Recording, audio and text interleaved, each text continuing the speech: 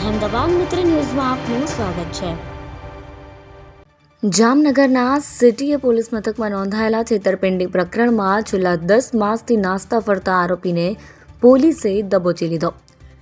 ખેતીની જમીન માલિકની જાણ બહાર ખોટા દસ્તાવેજો બનાવી ₹17.11 લાખની છેતરપિંડી આચરાની ફરિયાદ નોંધાઈ હતી, જેમાં પકડાયેલો આરોપી નાસ્તો ફરતો રહ્યો હોવાનું પોલીસે જણાવ્યું હતું।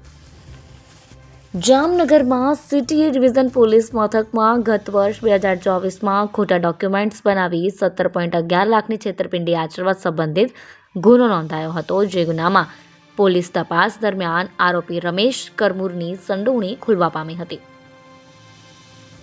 મોટી વાવડી ગામના સર્વે નંબર 68 વાળી 21 વીઘા ખેતીની જમીન મૂળ માલિકની જાણ વગર સાહિત્યોના આધાર કાર્ડ, પાન કાર્ડ વગેરે ખોટા દસ્તાવેજો કરી ₹17.11 લાખની છેતરપિંડી આચરવામાં આવી હોવાનો ગુનો નોંધાયો હતો।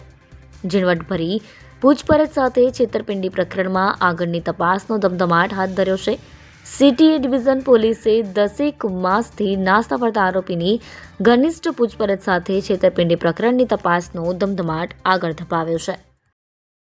અહેમદાબાદ મિત્ર ન્યૂઝની યુટ્યુબ ચેનલને સબસ્ક્રાઇબ કરો અને બેલ આઇકોન જરૂરથી દબાવો, જેથી દરેક મહત્વના વિડીયોની નોટિફિકેશન તમને મળતી રહે।